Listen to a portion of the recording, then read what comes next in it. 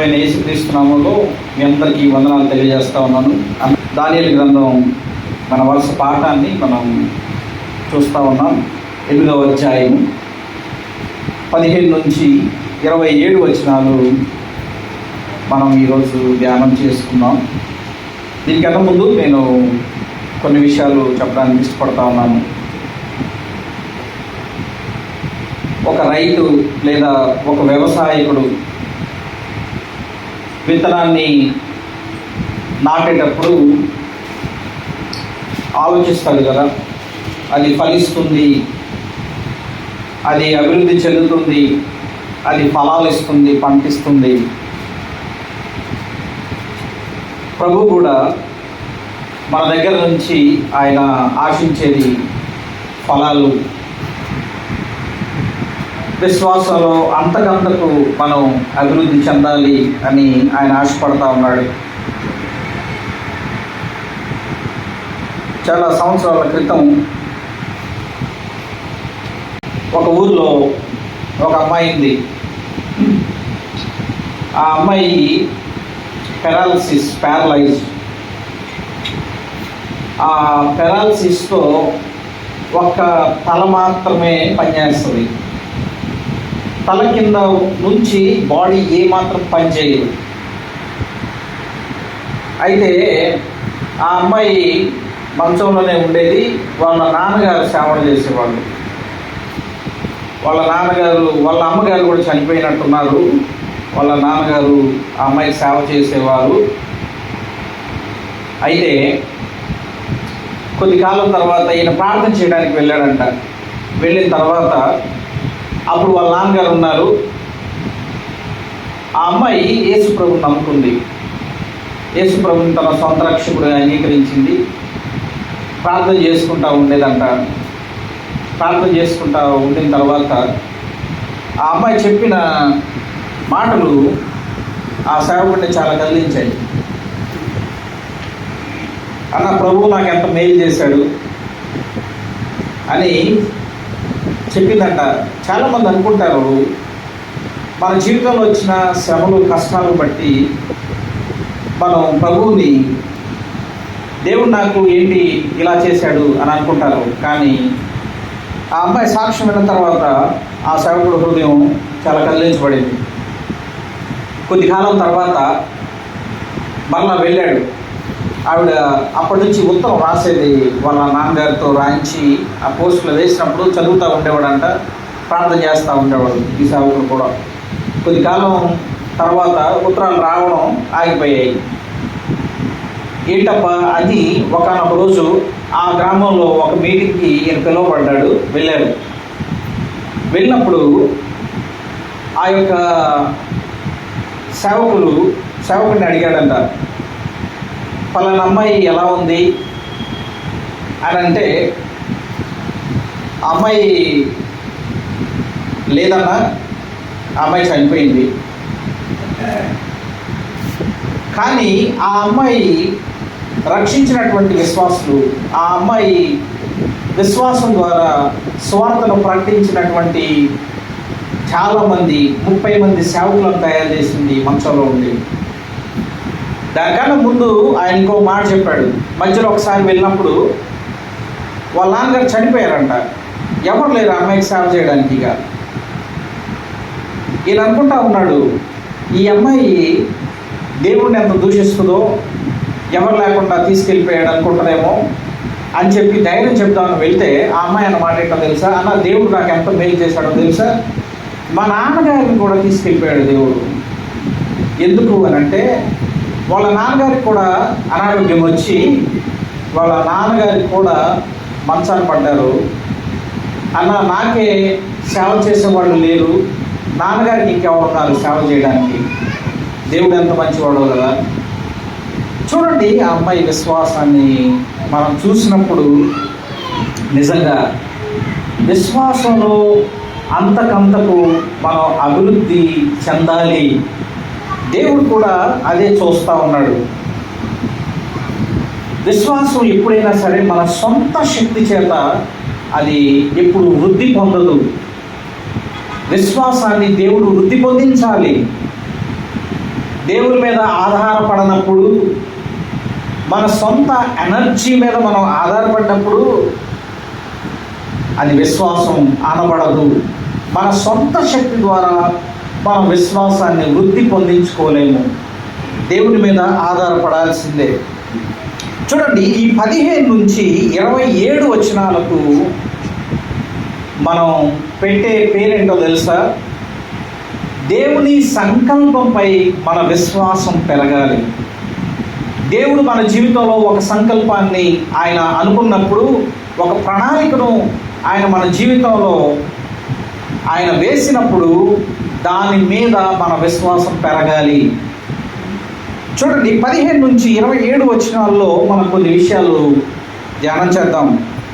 మొట్టమొదటిగా మనం చదువుదాం 15 నుంచి 27 వచనాలు మార్చి చదువుదాం. దానియేలును నేను ఈ దర్శనము చూచితిని, దాన్ని తెలుసుకొనదగిన వివేకము పొందవలనని ఉండగా మనుష్యుని రూపం గల ఒకడు నా ఎదుట నిలిచెను.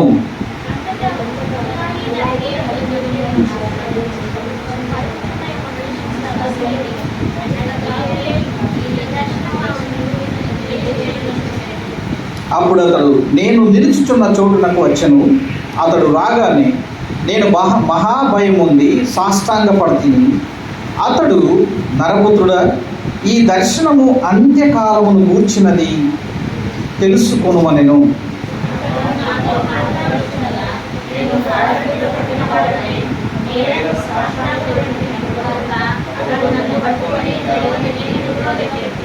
మరియు అతడు ఉగ్రత సమాప్తమైన కాలమందు కలగబోనట్టి సంగతులు నీకు తెలియజేయుచున్నాను. ఏలయనగా అది నిర్ణయించిన అంత్యకాలమును గూర్చినది.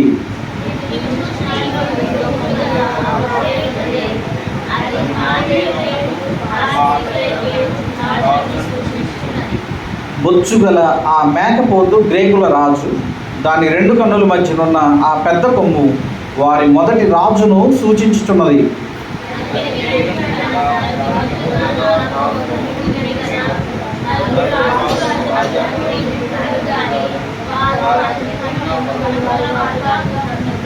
వారు ప్రభుత్వం యొక్క అంతములో వారి అతిక్రమములు సంపూర్తి ఎగుచుండగా క్రూర ముఖము గలవాడును యుక్తి గలవాడునై ఉండి ఉపాయము తెలుసుకుని ఒక రాజు పుట్టును.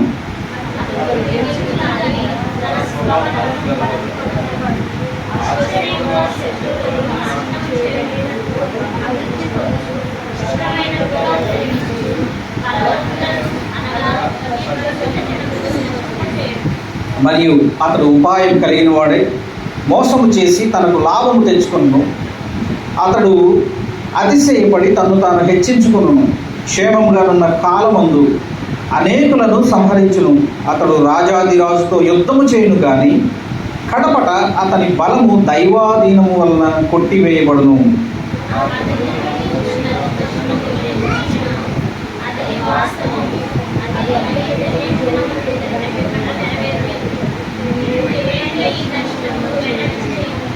ఈ దర్శనము కలుగగా దానియేలును నేను మూర్ఛిల్లి కొన్నాళ్ళు వ్యాధిగ్రస్తుడినై ఉంటిని.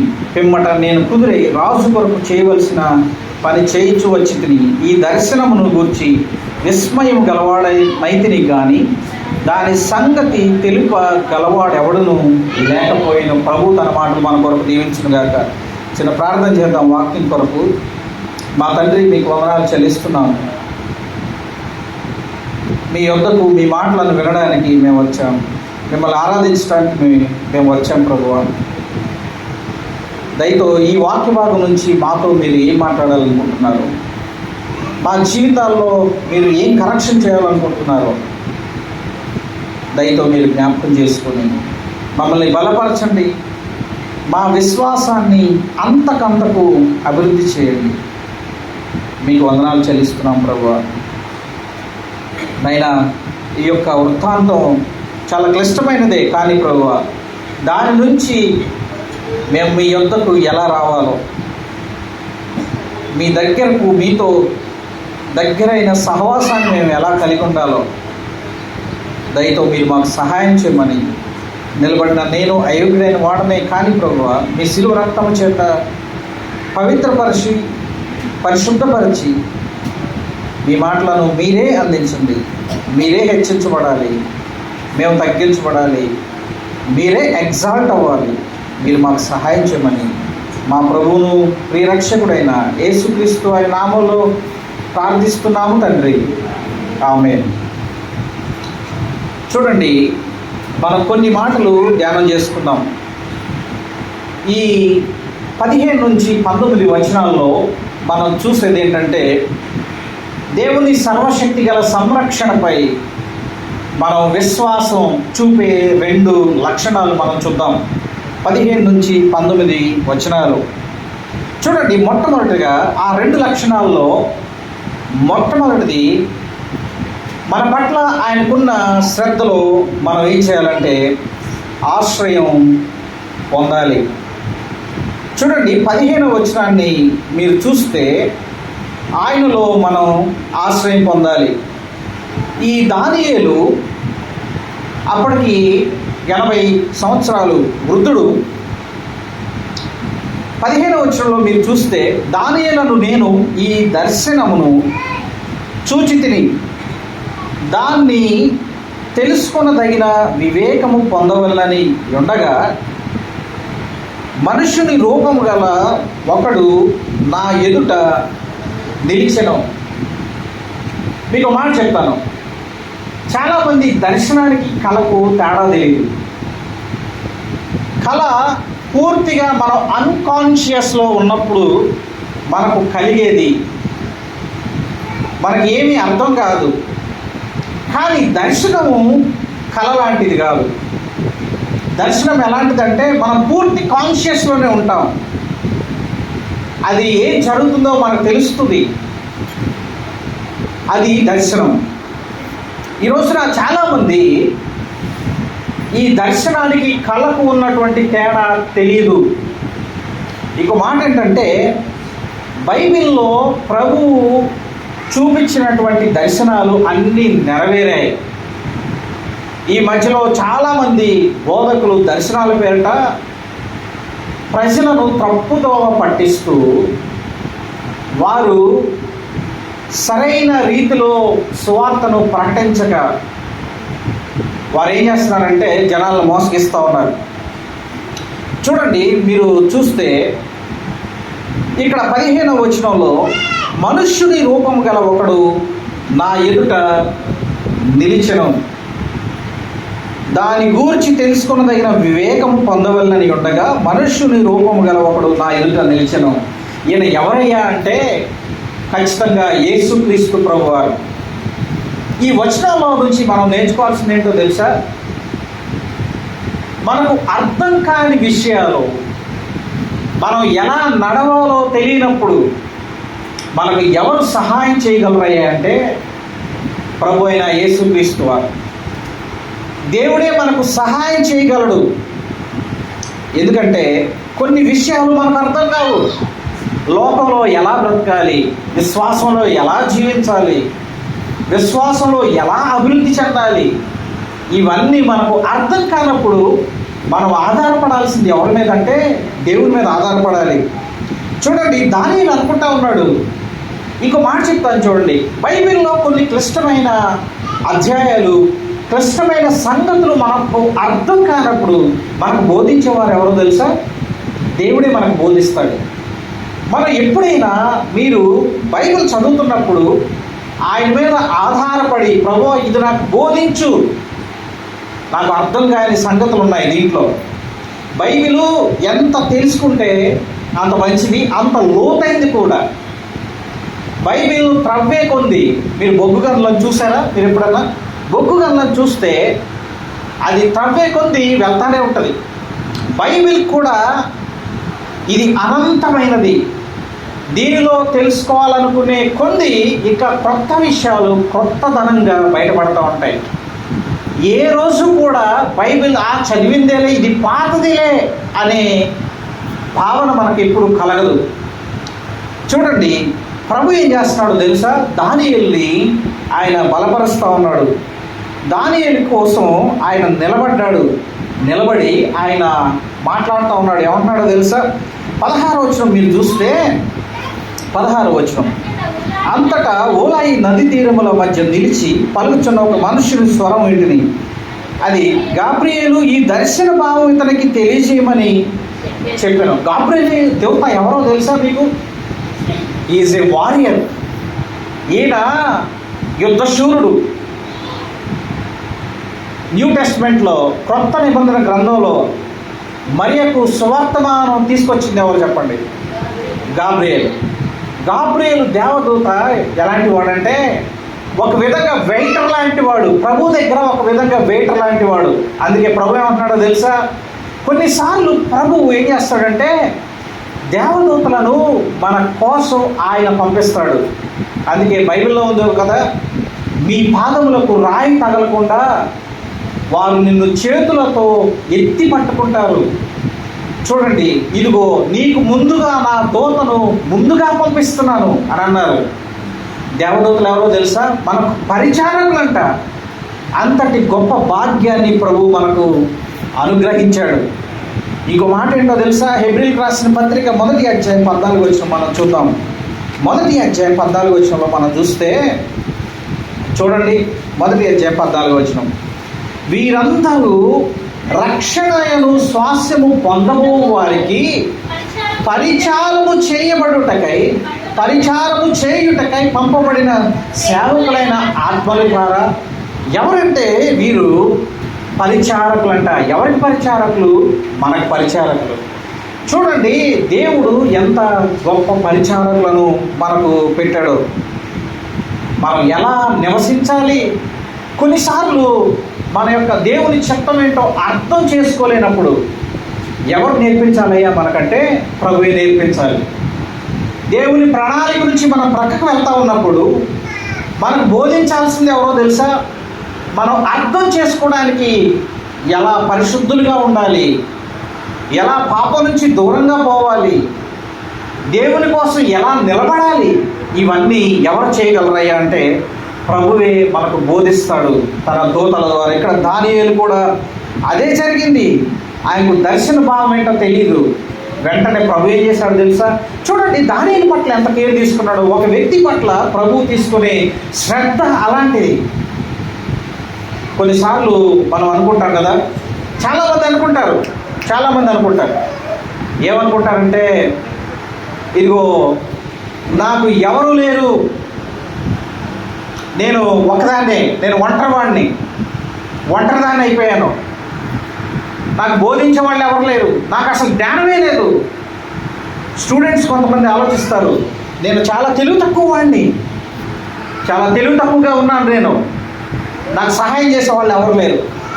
కాలేజీలో నేను ఒక్కడిని యేసు ప్రభుని అనుకున్నాను, నాకు ఎవరు నన్ను బలపరిచేవారు లేరు అని అనుకున్నప్పుడు ప్రభు ఏం చేస్తాడు తెలుసా? నీకోసం స్టెప్ తీసుకునేది ఎవరంటే దేవుడు. నిన్ను బలపరచడానికి నీ కోసం నిలబడేది ఎవరో తెలుసా? దేవుడు.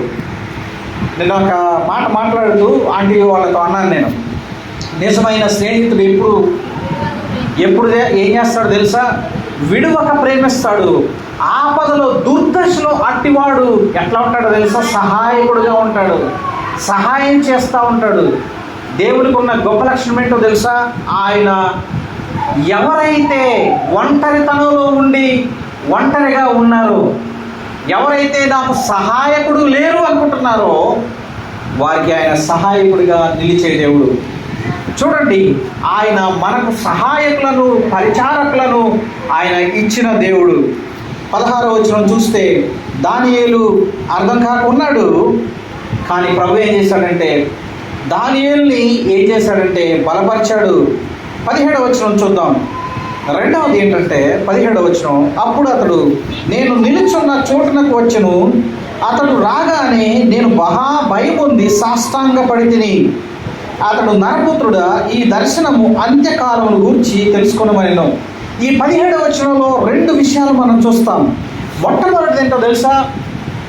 దేవుని ముందు మనం సాష్టాంగ నమస్కారం చేయాల్సిందే. ఎందుకంటే ఆయన యొక్క మహాశక్తిని, ఆయన యొక్క ఔన్నత్యాన్ని మనం గుర్తుంచుకున్న వారంగా, మనం అర్థం చేసుకున్న వారంగా ఉంటే ఖచ్చితంగా ఆయన ఎదుట సాష్టాంగ పడతాం. ప్రకటన గ్రంథం మీరు చూస్తే, ప్రకటన గ్రంథంలో యోహాను కూడా అదే చేస్తూ ఉన్నాడు. చూడండి, మొదటి అధ్యాయంలో, ప్రకటన గ్రంథం మొదటి అధ్యాయంలో మీరు చూస్తే ఇక్కడ యోహాను మాట్లాడుతూ ఉన్నాడు.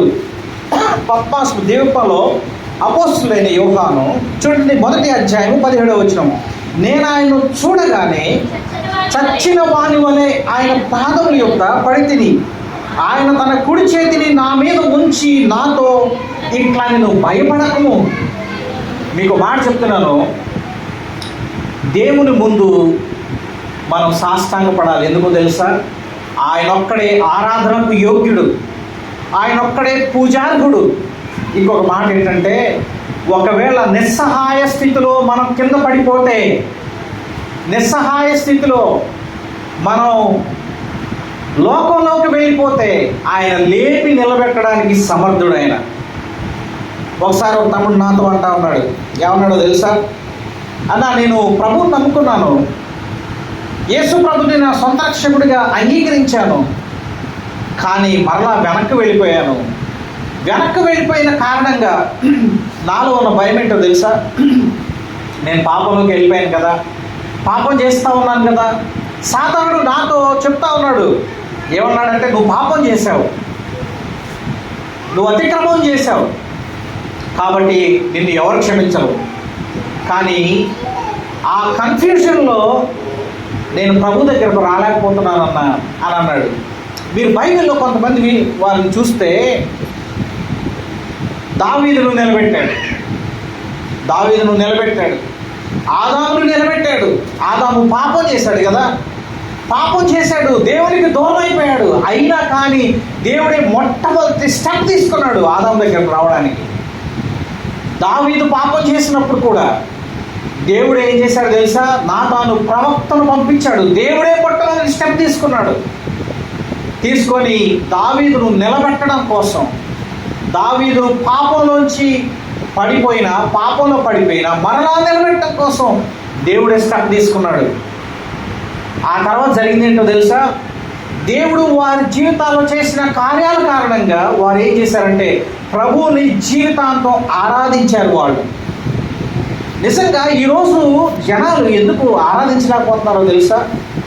ఎందుకు ఆరాధించలేకపోతున్నారంటే, దేవుని యొక్క గొప్పతనం ఏంటో తెలియక, దేవుని ఔన్నత్యం ఏంటో తెలియక, నీ జీవితంలో దేవునికి ఆరాధన పూర్వకంగా కృతజ్ఞత కలిగి నువ్వు ఎందుకు జీవించట్లేదో తెలుసా? దేవుని గొప్పతనం ఏంటో నీకు తెలియదు. నీ పట్ల దేవుడు ఏం చేశాడో నీకు అర్థం కాలేదు. ఇంకా కొంతమంది సంవత్సరాల తరబడి ఆరాధన ఎందుకు చేయరో తెలుసా? దేవుని దగ్గర సాష్టాంగపడడం ఎందుకో తెలుసా? వారికి దేవుని గొప్పతనం తెలియదు, దేవుని ఔన్నత్యం ఏంటో తెలియదు. సర్వాన్ని సృష్టించిన దేవుడు, ఆరాధనకు యోగ్యుడైన దేవుడు, మహాసింహాసనం మీద ఆయన ఆసీనుడై ఉన్న దేవుడు, నీ కోసం, నా కోసం, పాపులైన మన కోసం ఎక్కడికి వచ్చాడంటే భూలోకానికి వచ్చాడు. భూలోకానికి వచ్చి ఆయన రక్తాన్ని కార్చి సిలువలో చనిపోయి సమాధి చేయబడి తిరిగి లేచిన దేవుడు. ఆయన గొప్పతనం ఏంటో నీకు అర్థమైతే, ఇదిగో నువ్వు కూడా ఏం చేస్తావో తెలుసా?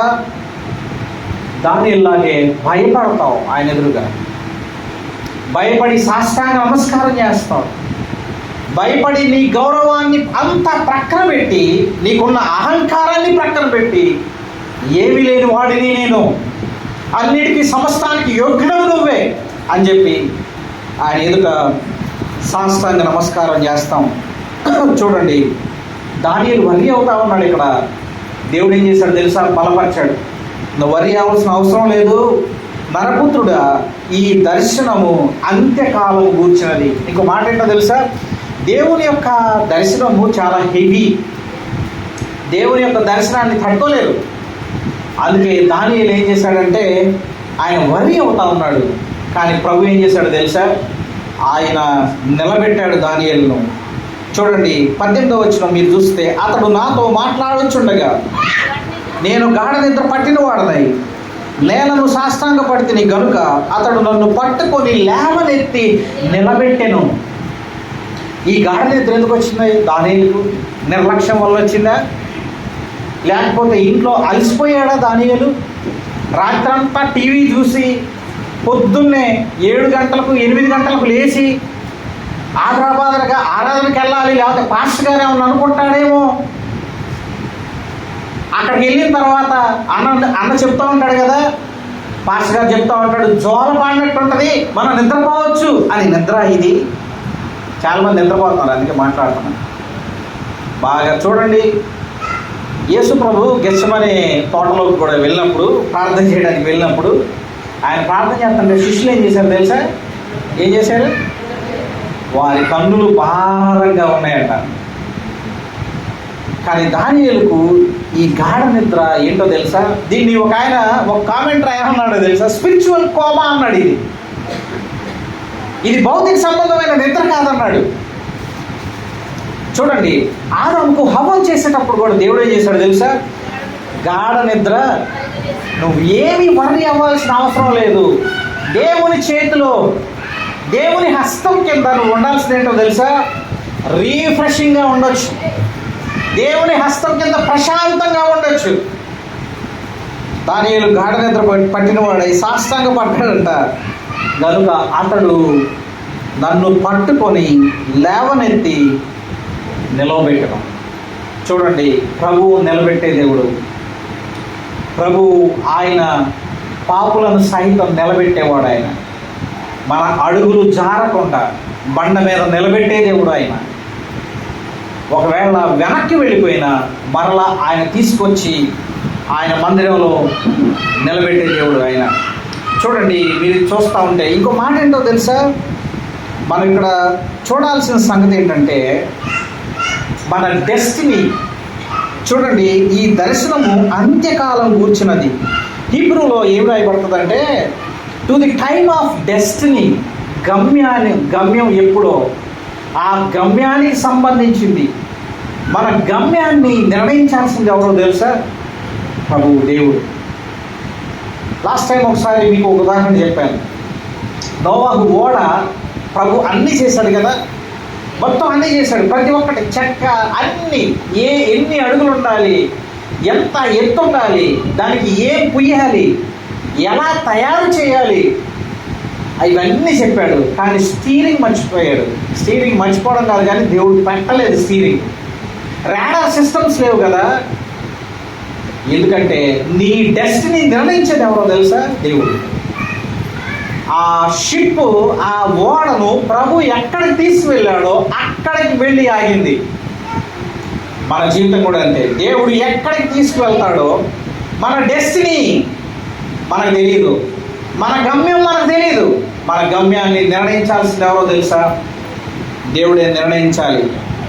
చూడండి, ఇంకోటి ఏంటంటే చాలామంది అనుకుంటారు కదా, నాకు ఏం లేదు, నా పరిస్థితి ఇంతే, తినడానికి కూడా తిండి లేదు అని అనుకుంటారు. కానీ ప్రభువే మనకు ప్రొవైడ్ చేయగలడు, మన గమ్యాన్ని చేర్చగలడు ఆయనే. మనకు ఏ వర్రీ ఉన్నా, ఏ నిరాశ నిస్పృహలున్నా ప్రభు ఒక్కడే మనలను బలపరిచేవాడు. చూడండి, 18-19 వచనాలు మనం చూస్తే, పడిపోయే లేదా పడిపోయిన స్థితిలో ఉంటే ఆయన మనలను నిలబెట్టేవాడు. ఇది రెండవది. చూడండి, 20 నుంచి మనం చూస్తే 20 వచనం చదువుదాం. నేను చూసిన 2 కొమ్ములు గల ఆ పొట్టెలు ఉన్నదే, అది మాదీయుల యొక్క పారసీకుల యొక్క రాజులను సూచించుతున్నది. మీకు ఆల్రెడీ దీని గురించి చెప్పాను. బొచ్చు గల ఆ మేకపోతు గ్రీకుల రాజు, దాని 2 కన్నుల మధ్యన ఉన్న ఒక పెద్ద కొమ్ము వారి మొదటి రాజు అంటే అలెగ్జాండర్ అయిన సూచించుచున్నది. అది పెరిగిన పిమ్మట దానికి బదులుగా 4 కొమ్ములు పుట్టినవి కదా. 4 రాజులు, అంటే అదే రాజ్యంలో నుంచి 4 రాజులు వచ్చారు. ఆ జనములో నుండి పుట్టుదురు కానీ వారు అతనికి ఉన్న బలము గలవారుగా ఉండరు. ఇంకో మాట ఏంటంటే, రెండవది మనం చూడాల్సింది ఏంటంటే, ఈ 20 నుంచి మనం చూస్తే ఏం జరుగుతూ ఉందంటే, ప్రభువు ఆయన పాలకులను నియమించేవాడు. ఇంకోటి ఏంటంటే పాలకులపై ఆయనకున్న నియంత్రణ. 20 నుంచి 27 వచనాలు మనం చూస్తే దుష్టులపై ఆయనకున్న నియంత్రణలో మనం ఆశ్రయం పొందాలి. ఇంకో మాట చెప్తా చూడండి, ఈ మాదీయుల యొక్క పారసీకుల రాజులు వీళ్ళు ఉన్నారు చూసారా, వీళ్ళని ఎవరు నిర్ణయించారు, ఎవరు నియమించారంటే ప్రభువే నియమించాడు. 21వ వచనం, అలెగ్జాండర్ చక్రవర్తి యొక్క ఆయన గొప్పతనాన్ని మనం చూసాం. అలెగ్జాండర్ చాలా గొప్పవాడు. అయితే ఎందుకు ప్రభువు వారిని నియమిస్తాడు పాలకులను? మనకు కొన్నిసార్లు కష్టపెట్టే పాలకులను ఎందుకు ప్రభు నియమిస్తాడంటే, మన జీవితంలో కష్టం కలిగించే వారిని ఎందుకు నియమిస్తాడంటే, మన జీవితంలో కష్టాలను ఎందుకు ఆయన నియమిస్తాడో తెలుసా? మనం డిసిప్లిన్ అవ్వడానికి. ఏం జరిగిందంటే యెరూషలేము టెంపుల్లో, యెరూషలేము మందిరంలో రాజకీయ సంబంధమైన అధికారాలు జరిగాయి, రాజకీయ సంబంధమైన లావాదేవీలు జరిగాయి. యూదులలో చాలా అవినీతి రాజ్యమైంది. వారిలో పాపం ఎప్పుడు వచ్చిందో ప్రభు ఏం చేశాడంటే, ఇదిగో ఇలాంటి వారికి అవకాశం ఇచ్చాడు. ఎందుకంటే ఆయన తన బిడ్డలను డిసిప్లిన్ చేసి క్రమశిక్షణ చేసి ఆయన యొద్దకు తీసుకువస్తాడు. అందుకే కదా చూడండి 21వ వచనంలో 22వ వచనంలో మీరు చూస్తే, అది పెరిగి పిమ్మట దాని బదులుగా 4 కొమ్ములు పుట్టినవి కదా, 4 రాజులు ఆ జనములో నుండి పుట్టుదురు కానీ వారు అతనికున్న బలము గలవారుగా ఉండరు. ఈ వచనం నుంచి ఏం తెలుసుకోవాలో తెలుసా?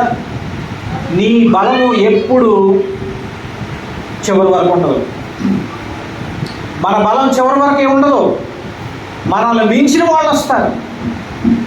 మానవుడు తెలుసుకోవాల్సింది ఏంటో తెలుసా? చాలామంది బలాన్ని చూసి, చాలామంది వయసును చూసి ఎగిరెగిరి పడేవాళ్ళు ఉంటారు కదా. వారి డబ్బు చూసి, ఆస్తులు అంతస్తులు చూసి ఎగిరి పడేవాళ్ళు ఉంటారు కదా. కానీ దాన్ని తలదన్నేవారు కూడా వస్తారు. నీకంటే బలవంతులు వస్తారు. అలెగ్జాండర్ చక్రవర్తి ఆయన యెరూషలేము పట్టణం దగ్గరికి వెళ్ళిన తర్వాత, ఆ తర్వాత వచ్చిన వాళ్ళు ఎవరో తెలుసా? పోయిన వారం చెప్పాను, అంటియోకస్ వచ్చాడు. అంటియోకస్ ఆయన ఏం చేశాడంటే, యెరూషలేము టెంపుల్లో జరగాల్సినటువంటి నిత్య అనుదిన బలిని ఏ రకంగా జరగాలో దాన్ని ఆపివేసి అపవిత్ర జంతువులను ఆయన బలర్పించాడు. యూదులను చాలా కష్టపెట్టాడు. అలెగ్జాండర్ అనుకో ఉంటాడు, ఇక నేను ఒక్కడే నా సామ్రాజ్యం. అలెగ్జాండర్ యొక్క సైన్యాన్ని చూస్తే చాలా గొప్పవాడు. సైన్యమే ఆయనకు ఉన్న అత్యంత బలమైన సైన్యం ఉంది ఆయనకు. ఈ రోజున మన ప్రపంచాల్లో మనం చూస్తూ ఉన్నాం, అమెరికా దేశం చాలా బలమైంది కదా, బలమైంది, అగ్రరాజ్యం అంటాం మనం. కానీ అమెరికా దేశాన్ని, ఇస్రాయేల్ దేశాన్ని కూడా తలదన్నే వస్తాయి. ప్రభు చెప్పాడు, ముందుగానే చెప్పాడు, ఒకరిని తలదన్నే వాళ్ళు ఇంకొకరు వస్తారు. ఎందుకంటే ఇదిగో నా ప్రజలను డిసిప్లైన్ చేయడానికి. శ్రమల్లో ఆయన ఏం చేస్తాడు తెలుసా? నిన్ను క్రమశిక్షణ చేస్తాడు. దేవుడు నీ జీవితంలో శ్రమను ఊరికే అనుమతించడు. ఆయన నిన్ను తన దగ్గరకు తీసుకోవడానికి. నువ్వు ఎప్పుడైతే ఆయన నుంచి దూరం వెళ్తా ఉన్నావో, ఎప్పుడైతే ఆయన మాట వినకుండా వెళ్తా ఉన్నావో, నీ జీవితంలో ఆయన శ్రమలను అనుమతిస్తాడు. మొట్టమొదటి ఏం చేయాలంటే, మొట్టమొదటి పాయింట్, ఆరంభం మరియు అంతం నిర్ణయించేది ఎవరంటే ఆయనే. నీ జీవితానికి ఆరంభం ఆయనే, నీ జీవితానికి అంతం కూడా ఆయనే. నిన్న మాట్లాడుతూ ఇద్దరు దగ్గరికి వెళ్ళాను నేను. ఒకటి ఇక్కడికి వచ్చాను, తర్వాత ఇంకొక చోట కూడా వెళ్ళాను. బాధపడతా ఉన్నారు. కానీ ప్రభు ఇచ్చే ధైర్యం ఏంటో తెలుసా? దేవుడు ఒక్కడే ఆదరించేవాడు, దేవుడు ఒక్కడే ఆదరణకర్త. మన జీవితం ఎప్పుడు ఆరంభమో ఆయనకు తెలుసు. జగత్తి పునాది వేయబడక ముందే ఆయన మనలను ఎన్నుకున్నాడంట. ఇదిగో తల్లి గర్భంలో పిండంగా రూపింపబడక మునిపే నీ కన్నును నన్ను చూచెను అని దానిని మాట్లాడతాడు. మన ఆరంభం ఆయనకు తెలుసు. మన దినాలన్నీ ఆయన గ్రంథంలో లిఖితములయ్యాయి. ఆయన లిఖించేశాడు. రాసేశాడు. ఎంతవరకు రాశాడో అంతవరకు మాత్రమే మనం ఉంటాం. ఆ తర్వాత ప్రభు ఏం చేస్తాడో తెలుసా? ఆ తర్వాత ప్రభు తీసుకెళ్ళిపోతాడు.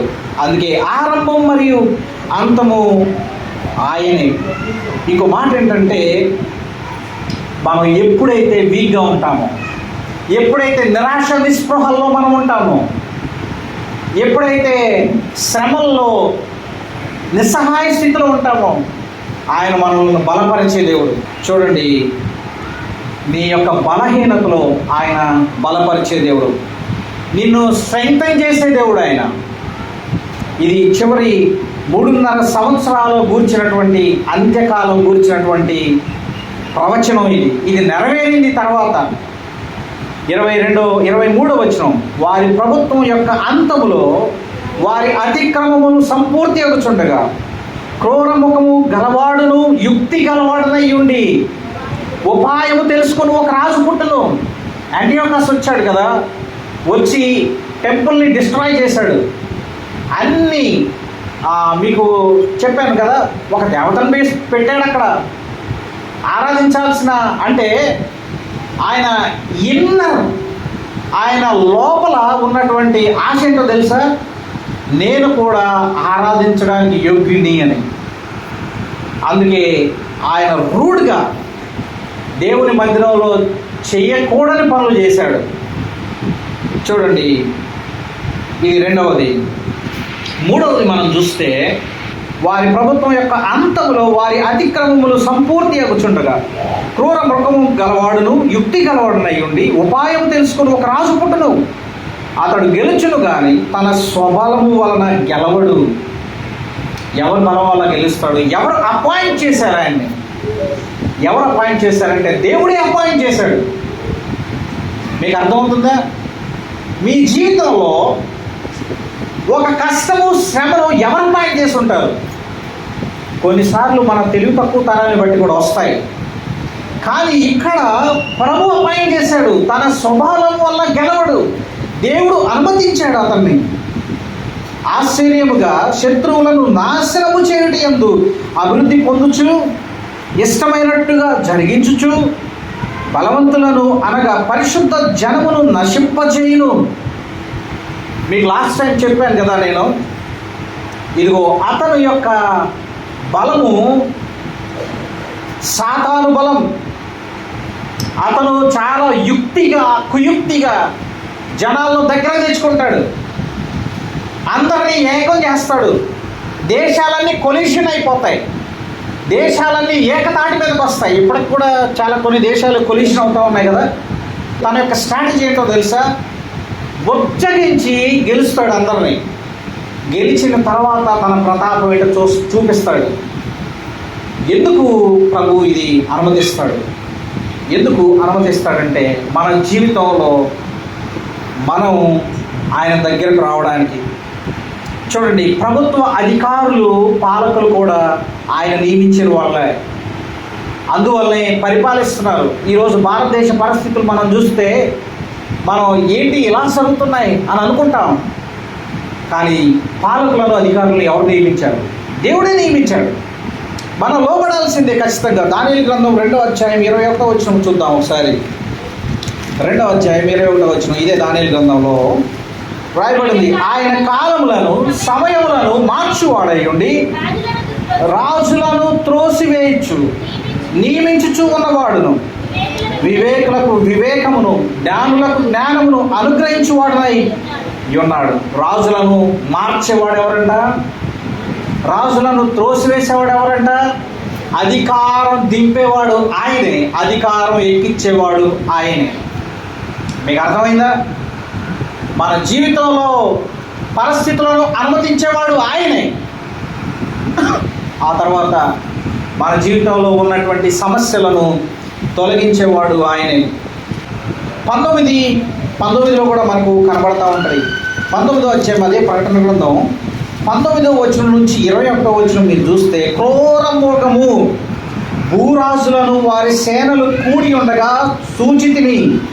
అప్పుడు ఆ మృగమును దాని ఎదుట సూచక్రియలు చేసి దాని ముద్రను వేయించుకొనిన వారిని, ఆ మృగపు ప్రతిమకు నమస్కరించిన వారిని మోసపరిచిన ఆ అబద్ధ ప్రవక్తయు. ఇదేం చెప్తుందో తెలుసా? ఆయనే వారిని తొలగిస్తాడు. కాలం సంపూర్ణమైందనుకోండి, వారి పాపాలు పండాయనుకోండి, దేవుడు ఏం చేస్తాడంటే తొలగిస్తాడు. చూడండి, ఆయనకు నియంత్రణ ఉంది, ఆయన సావరిటీ, ఆయన సార్వభౌమాధికారం మనకి ఇక్కడ తెలియజేస్తూ ఉంది. చూడండి, 25 నుంచి 27 మనం వచనాలు చూద్దాం. 25 వచనంలో కూడా ఏం చేస్తున్నాడో తెలుసా? అతడు ఉపాయం కలిగిన వాడై మోసం చేసి తనకు లాభం తెచ్చుకున్నాను. అతడు అతిశయపడి తన్ను తాను హెచ్చించుకున్నాను. క్షేమంగా ఉన్న కాలములందు అనేకులను సంహరించును.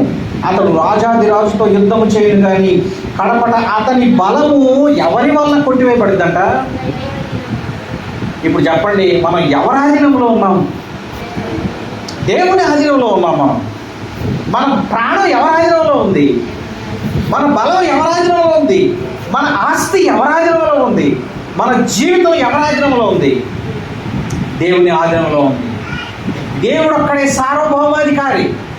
ఆయన ఒక్కడే ప్రపంచాన్ని పాలించే దేవుడు. ఆయన ఒక్కడే సైన్యములకు అధిపతి, రాజులకు రాజు, రాజాది రాజు ఆయనే. ఆయన కింద ఆయన టైం వచ్చే వరకు, ఆయన సమయం వచ్చే వరకు ఆయన ఏం చేస్తాడంటే రాజులను నియమిస్తూ త్రోసివేస్తూ ఆయన ప్రణాళికను ఫుల్ఫిల్ చేస్తాడు. ఆయన ఇక్కడ క్రీస్తు విరోధి సంగతి కూడా అదే. దైవాధీనం వల్ల కొట్టివేయబడను. అందుకే చాలామంది ఈ మధ్య కొంతమంది మాట్లాడుతూ ఉన్నారు కదా ప్రభు మీద, సోషల్ మీడియాలో యేసు ప్రభు దైవత్వం మీద, యేసు ప్రభు జీవితం మీద, ఆయన తల్లి మీద, బైబిల్ గ్రంథం మీద చాలామంది అవాకులు చవాకులు పేలుతూ ఉన్నారు కదా. దానికి మనం రియాక్ట్ అవ్వాల్సిన అవసరం లేదు. కానీ అంత్యంలో, చివరి గమ్యంలో ప్రభు ఏం చేస్తాడో తెలుసా? ఆయన బలం వలన కొట్టివేస్తాడు. ఇంకో మాట ఏంటో చెప్పనా? ఇలాంటి శ్రమలు, శోధనలు ఉన్నప్పుడు సంఘం అభివృద్ధి చెందింది. ప్రారంభ శతాబ్దంలో, మొదటి శతాబ్దంలో సంఘం ఎలా అభివృద్ధి చెందిందో తెలుసా? శ్రమల మధ్య, శోధనల మధ్య సంఘం అభివృద్ధి చెందింది. ఈ రోజుకు బైబిల్ మన చేతికి రావడానికి కారణం ఎవరో తెలుసా? ప్రారంభ శతాబ్దం నుంచి వారు మన కోసం రక్తాన్ని దారిపోసి వారు సత్యం కోసం నిలబడ్డారు కాబట్టి, వారు శ్రమలలో దేవుణ్ణి ఆశ్రయించారు కాబట్టి, దేవుని కోసం ఎన్ని శ్రమలైనా తట్టుకున్నారు కాబట్టి వారు మన దగ్గరకు స్వార్థను తీసుకొచ్చారు. ఈ రోజున నిలబడే పరిస్థితులు మనం లేవు. నిలబడే పరిస్థితులు మన దగ్గర లేవు. ఎందుకంటే ఒక చిన్న శ్రమ వచ్చిందంటే వెనక్కి వెళ్ళిపోతాం, ఒక చిన్న కష్టం వచ్చిందంటే వెనక్కి వెళ్ళిపోతాం, వర్షం వచ్చిందంటే వెనకే, వర్షం వస్తే ఆరాధనకు కొడతాం, తలనొప్పి వస్తే ఆరాధనకు కొడతాం, జ్వరం వస్తే ఆరాధనకు కొడతాం. చూడండి, మన జీవితం ఎవరి చేతిలో ఉంది? దేవుని చేతిలో ఉంది. నీ జీవితంలో దేవుని ప్రణాళిక నెరవేరుతుంది ఖచ్చితంగా. 26, 27 వచనాలు మనం చూద్దాం. 26, 27 వచనాలు. ఆ దినములలో కూర్చిన దర్శనమును వివరించున్నాను, అది వాస్తవం, అది అనేక దినములు జరిగిన పిమ్మట నెరవేరును. నీవైతే ఈ దర్శనము వెల్లడి చేయకుమనిను. ఎందుకు వెల్లడి చేయకమన్నాడు? మీకు మాట చెప్పనా? ఇంగ్లీష్లో ఈ మాట భలే ఉంటుంది. సీల్ చేయ ఆ దర్శనాన్ని. ఒకవేళ ఈ దర్శనం వెల్లడి చేస్తే వీళ్ళు మాదీయుల రాజు పారసిక, ఈ తర్వాత జరిగేది ఏంటంటే పారసిక రాజు ఈ మాదీయుల రాజుని జయిస్తాడు. దానియేలు కనుక ఈ దర్శనాన్ని వెల్లడి చేస్తే యూదులు ఏమైపోతారో తెలుసా? అయోమయంలో పడిపోతారు. వీళ్ళు ఇంకా కోపగించుకుంటారు. ఆ విషయం వీరికి తెలియదు. జాగ్రత్తగా భద్రపరచు అని చెప్తా ఉన్నాడు. ఎందుకంటే ఇది నెరవేరుతుంది, భవిష్యత్తు తరహాలకు నువ్వు తెలియచేయాలి అని దానియేలుకు ప్రభు బోధించాడు. చూడండి, ఆ దినములో కూర్చున్న దర్శనమును వివరించి ఉన్నాను. మీరు అందుకే హిస్టరీకి వెళ్తే మీరు హిస్టరీలో ఇవన్నీ చూడవచ్చు. అలెగ్జాండర్ చక్రవర్తి, ఆయన జయించింది, ఆయన తర్వాత వచ్చిన వాళ్ళు, తర్వాత మాదీయ పారసిక రాజులు, వాళ్ళందరి గురించి మనం చూడవచ్చు. ఇది నెరవేరినటువంటి ప్రవచనం. అందుకే బైబిల్లో ప్రతి ప్రవచనం నెరవేరింది. అందుకే బైబిల్ చారిత్రక పుస్తకం అన్నారు, బైబిల్ చారిత్రక ఆధారం అన్నారు. చూడండి 26, 27 వచనాల్లో ఎందుకు ప్రభు మనకు నేర్పించేది ఏంటో తెలుసా? లోకానికి వెలుగుగా, లోకానికి ఉప్పుగా ఉండడానికి ఆయన మనలను ఏర్పాటు చేసుకున్నాడు. 27 వచనం చూద్దాం. ఈ దర్శనం కలగగా దానియేలును నేను మూర్చింది కొన్నాళ్ళు వ్యాధిగ్రస్తుడై ఉన్నాడు. ఎందుకో తెలుసా? ఆ దర్శనాన్ని లోపల పెట్టుకోలేక ఆయన ఉక్కిరి బిక్కిరైపోతా. ఇంకో మాట ఏంటో తెలుసా? దానియేలు నమ్మకమైన వాడు. అందుకే కదా దానియేలు ఈ దర్శనం ఏదైతే వచ్చిందో దాన్ని వెల్లడి చేయాల. దాన్ని ఏం చేశాడో తెలుసా? దానివల్లే ఆయనకు వ్యాధిగ్రస్తుడై ఉన్నాడు ఆయన, దానివల్లే రోగం వచ్చింది. కానీ ఇంకో మాట ఏంటో తెలుసా? అంత పరిస్థితుల్లో కూడా దానియేలు రాజుకు సేవ చేయడం మర్చిపోవాలా. చూడండి కింద వచనాలు మీరు. పిమ్మట నేను కుదిరై రాజు కొరకు చేయవలసిన పని చేయించు. మనం నేర్చుకోవాల్సిన సంగతి ఏంటో తెలుసా? పరిస్థితులు మనల్ని ఆపుకోకూడదు, మనకున్న సమస్యలు మనల్ని ఆపకూడదు దేవుని నుంచి దూరంగా. ఆదివారం నాడు ఎందుకు మానేస్తామో తెలుసా? ఆరాధించుకుంటా. ప్రార్థన ఎందుకు మానేస్తామో తెలుసా? నాకేదో అయిందండి. పరిస్థితులు ఆపేస్తాయి మనల్ని. ఏ పరిస్థితి కూడా ప్రభువుకి నిన్ను దూరం చేయొద్దు. ఏ పరిస్థితి కూడా ప్రభువుకి నిన్ను దూరం చేయకూడదు. ఎప్పుడో తెలుసా? నువ్వు ఆయన ఔన్నత్యాన్ని తెలుసుకున్నప్పుడు, లోకంలో నిన్ను దేవుడు ఎందుకు ఉంచాడో తెలుసుకున్నప్పుడు. అందుకే దేవుడు మనలను దేంతో పోల్చాడో తెలుసా? ఉప్పుతో. సాల్ట్. మీరు లోకానికి ఉప్పు అయి ఉన్నారు, మీరు లోకానికి వెలుగై ఉన్నారు. ఈ రోజున నీ వెలుగును నువ్వు ఎక్కడ దాచిపెడుతున్నావు? నీ యొక్క రుచిని నువ్వు ఎక్కడ దాచిపెడుతున్నావు? ప్రజలు ఎందుకు ప్రభు దగ్గర రావట్లేదు తెలుసా? విశ్వాసులు నిస్సారమైన జీవితంలో ఉన్నారు. విశ్వాసులు నిస్సారంగా అయిపోయారు. నిస్సారమైన ఉప్పుని ఏం చేస్తారు ప్రజలు? కాళ్ళ కింద వేసి తొక్కుతారు. విశ్వాసులకి సాక్ష్యం ఎందుకు లేదో తెలుసా? నిస్సారం అయిపోయారు. ఉద్యమం లేదు, విశ్వాసంలో వెలుగు లేదు, చీకటి ప్రవేశించింది. కుటుంబ సమస్యలు. ప్రార్థన చేయండి, కుటుంబాలు బాగుపడతాయి అంటే నిద్రావస్థలో ఉంది క్రైస్తవ సంఘం, నిద్రావస్థలో ఉన్నారు విశ్వాసులు. అందుకే నిస్సారం అయిపోయారు. విశ్వాసం ఎప్పుడు నీ ఎనర్జీతో, నీ సొంత శక్తితో ఎప్పుడు నువ్వు అభివృద్ధి చెందించుకోలేవు విశ్వాసాన్ని. దేవుడు నిన్ను ఉప్పుగా ఉంచినప్పుడు మనం ఏం చేయాలో తెలుసా? మనకున్న సరౌండింగ్స్లో నీ దేవుడు మనల్ని ఎక్కడైతే ఉంచాడో అక్కడ మనం వెలుగుగా ఉండాలి. ఒకరికి చూపించేవారిగా ఉండాలి, ఒకరికి వెలుగును పంచేవారిగా ఉండాలి. మనం మాటలు మాట్లాడినా కూడా అవి రుచి కలిగిన వారిగా ఉండాలి. కొంతమంది మాట్లాడుతూ నాతో చెప్పిన మాటలు ఏంటో తెలుసా?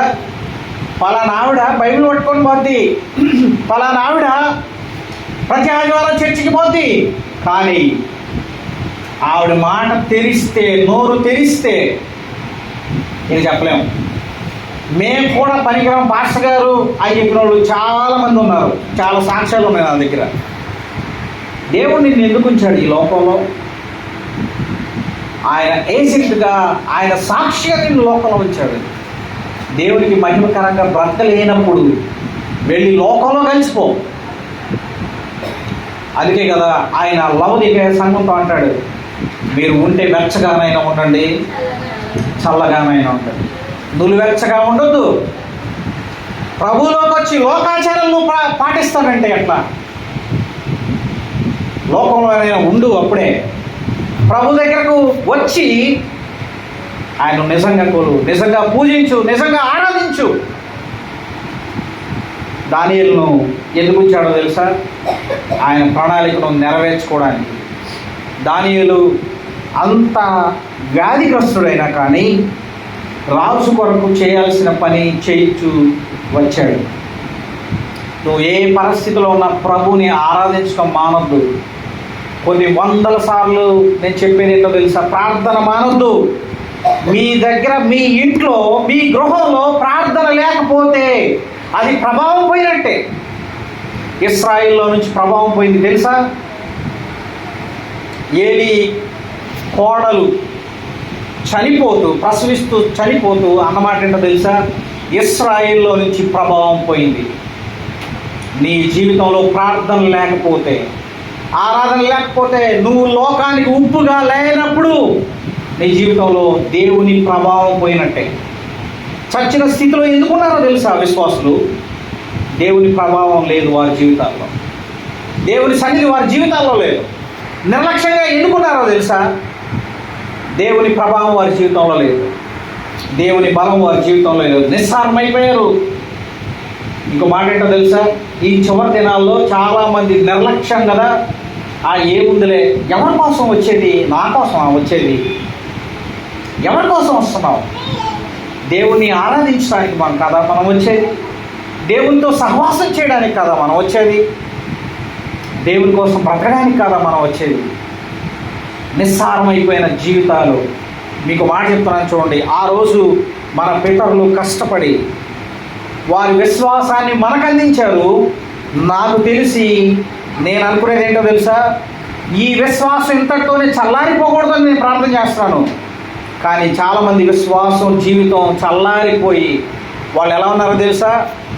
దివిటీలు ఆరిపోయి నూనె కోసం వెతుక్కుంటున్న బుద్ధిహీనులైన కన్యకలాగా ఉన్నారు. వారి జీవితాల్లో దీపం లేదు, వారి జీవితాల్లో వాక్యం లేదు, ప్రార్థన లేదు. వారి జీవితాల్లో లోకానికి వెలుగుగా దేవుడు నిన్నుంచాడు, లోకానికి ఉప్పుగా దేవుడు నిన్నుంచాడు. ఒకసారి ఒక సంఘటన జరిగింది. ఏంటో తెలుసా? ఈ సంఘటన మా ప్రొఫెసర్ చెప్పారు, దాన్ని నేను మీకు చెప్తా ఉన్నాను. తమిళనాడులో దానవూరు అనే ఒక ఊరుంది. ఇంగ్లాండ్ నుంచి ఒక ఆవిడ వర్క్ చేయడానికి వచ్చారు అక్కడికి. అక్కడ ఇంకా కొన్ని టెంపుల్స్లో దేవదాసి వ్యవస్థ ఉంది, టెంపుల్ ప్రాస్టిట్యూషన్ ఉంది ఇప్పటికీ. ఆవిడ ఏం చేశారంటే ఆవిడ కూడా దానికి గురయ్యారు. యేసుక్రీస్తు ప్రభు వారిని నమ్ముకున్నారు, సొంత రక్షకుడిగా అంగీకరించి ఆవిడ ఏం చేసిందో తెలుసా? సుమారు 4,000 మందిని ఆవిడ ఆ దేవదాసి వ్యవస్థ నుంచి ఆవిడ రక్షించి చివరకు ఆవిడ ఏం చేశారంటే చాలా స్ట్రగుల్ అయింది. ఆవిడ బ్రతకడానికి చాలా స్ట్రగుల్ అయింది. అనేక మంది పిల్లలను రక్షించింది. మళ్ళా ఇంగ్లాండ్కి వెళ్దాము అని ఎవరో అడిగారట. ఆ వ్యక్తిని అడిగితే ఆవిడ అన్నమాట ఏంటో తెలుసా?